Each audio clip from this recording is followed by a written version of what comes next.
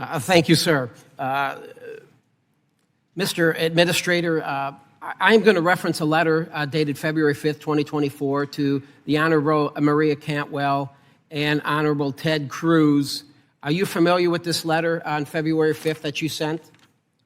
I'm not sure what the topic is. Okay, I'm going to make sure, because I'm going to make sure that you get a copy of this letter, so when it comes to me, I have a lot of questions regarding this letter. I yield back.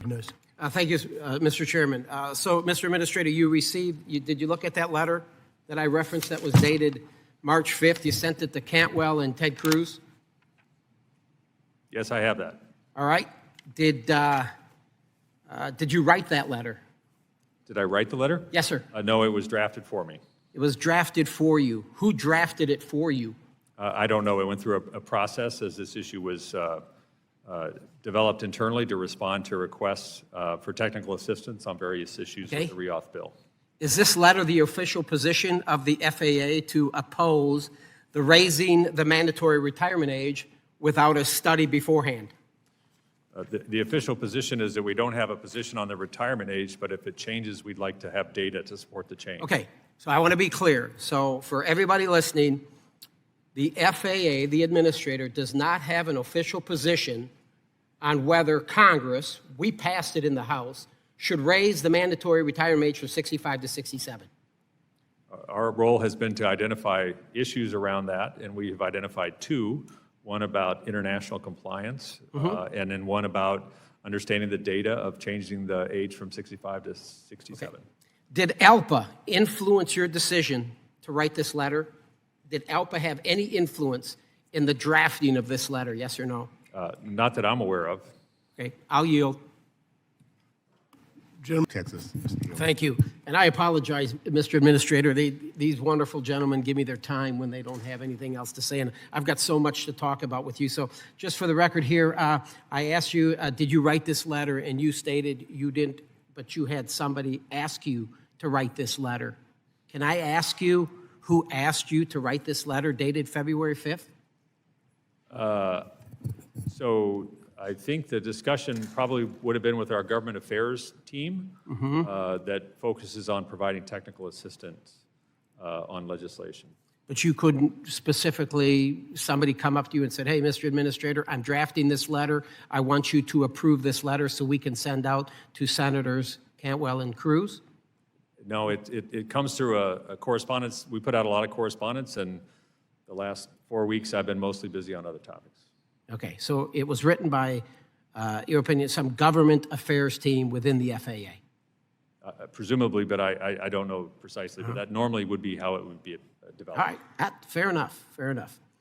You did state that, I bring this letter up, and you stated that it is not the official position of the FAA to oppose raising the retirement age to 67, but you have some concerns, and in the letter it talks about we always prioritize a robust process to identify risk and ensure mitigations to maintain safety, but we do not test in a live environment. We do not test in a live environment. Could you tell us what that means? The members up here, what the hell's a live environment? Explain that to me. I think I believe what that means is we don't change a rule to see how it plays out. We usually like to do the research before we change a rule. Okay. Would you consider, are you familiar with Basic Med? Basic Med, the study, the Basic Med safety study? Yes. All right. The FAA authorized it. They let it run. They looked at it after 3 years, like 2017, 2018, 2019, and they reported back to Congress. It's right here. I have it here. An FAA report submitted to Congress, as required, on March 10th, reviewed 3 years of general aviation data and concluded that the Basic Med program is safe. Isn't that a live study? I mean, they were flying around. These general aviators are flying around. They're looking at whether it's a third-class medical versus a Basic Med, and they found out that Basic Med works. That is a live study. Would you agree? Yeah, that was based on a legislative mandate. Yeah, but I know it's a legislative mandate. We don't refuse. That is a live study, though. I mean, come on. How could you not agree with that? They're flying around, and they're reporting back 3 years of data, and they're saying, hey, there's no issues with Basic Med. That's a live study. Right. Okay. Just want to get that, because it says we do not test in a live environment. That's not true. I yield back. you very much. Mr. Administrator, obviously this letter that you did not write, but you had the government affairs team write, I believe. And listen, you're a busy man. I don't think maybe you proofread this thing very clearly. I mean, there's some issues here as it relates to but we do not test in a live environment. I believe that basic med safety study is a prime example, and I have a few more, I believe.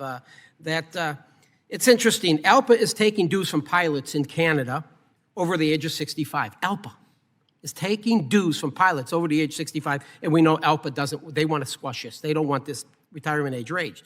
WestJet is flying ALPA-represented pilots over the age of 65 right now. That is your live study, Mr. Administrator. That is your live study. Let's talk about the Part 135 operators. We allow pilots to fly over the age of 65 under Part 135. Is that not a live environment? Could you explain to everybody up here what a Part 135 is versus a 121? A Part 135 carries a carrier typically under 30 passengers. Sure. Or less, yeah. Net jets would be an example? That's correct. All right. Do Part 121 and 135 share the same airspace? They do. They do. So they taxi with Part 121, i.e. the big airliners, folks, Delta, United, everything, and you can get this net jet. Taylor Swift flying to the Super Bowl in her supersonic jet. They could be in the same airspace, taxiing on the same runway. Why do Part 135 that flies around the millionaires and the billionaires across the country, why can they fly? Thank you, sir. So we've talked about this letter. We've talked about the fact that I don't believe it was proofread, sir. I really don't. You seem to be a great guy. I think you have a bright future, but this letter is full of inaccuracies. It has flaws. It says we don't test in a live environment, but I don't believe you believe that.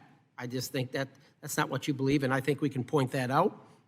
The last sentence of the letter, it says, quote, "It is critical to provide the agency an opportunity to conduct research and determine mitigations." You talk about conducting research. Everybody that's listening, watching, Japan, New Zealand, Australia, our friends to the north, Canada, all have pilots above the age of 67. They've had no safety issues. Zero, no safety issues. The head of the FAA in New Zealand, I went up to ICAO. I flew up to Canada, went to the ICAO meeting. The FAA Administrator of New Zealand said they have pilots flying up to the age of 75, and they have no issues. That's your live study, sir. Call them. Ask them. I even got, believe it or not, John Prater, the former president of Airline Pilots Association. It says, in the past, reference 60 to 65, in the past, commercial airline pilots who did not want to stop working at age 60 took jobs with international airlines or charter operators for which the retirement age was higher. The experience of these pilots should also be studied, said John Prater, president of ALPA. Quote, "You can look globally, look at Canada, and look at pilots flying in corporate aviation and on-demand services like NetJets." He says, referring to a large private aviation, "The GAO could expand and ask the airlines themselves. That's the avenue they could investigate if they choose to expand their look," end quote. I yield. Thank you again, sir. In the letter, again, it is critical to provide the agency an opportunity to conduct research and determine mitigations. We talk about the research. I mentioned to you, sir, and thank you for being here, I mentioned you Japan, New Zealand, Australia, Canada. They are all operating with pilots over the age of 67. Do you think it would be a good idea to maybe reach out to those countries and ask them, hey, how's it working for you? Canada to the north? I mean, any issues with this? I mean, we're all human beings. Any issues? Do you think that would be maybe a good idea to try to help accomplish what you asked for in this letter, to conduct research and determine mitigations? Certainly, if the legislation is passed, we will look at that option. Yes, I think it's very, very important because it's all there for you. I talk a little bit about the 135s, right? These Part 135 operators that are flying the millionaires and billionaires. A lot of people can't fly that in this room here. They're flying around the millionaires and the billionaires, and those pilots can be 67 years old. And the FAA is okay with that, correct? I mean, they can fly 67 years old and fly the millionaires and billionaires in the same airspace Ambrosi argued with me on that one. The output president said, oh, no, they don't operate in the same. He's not being truthful. They fly in the same airspace. You would agree with that? Do I agree that they fly in the same airspace? Yes. They do, yes. So how can we allow pilots to be 67 to fly the millionaires and the billionaires, but not allow Delta, United, and American to do it when we know we have a pilot shortage? We don't set these age limits. The Congress does that. I know it. We're going to fix it. We're going to fix it today. Taxes. Thank you, sir. In your early testimony, you talked about you established I think it was an independent safety review team for the Boeing situation. Is that correct? To look at Boeing? There was an independent safety review team established last year before I came in response to near misses. Sure. And they put out a report in November. Mm-hmm.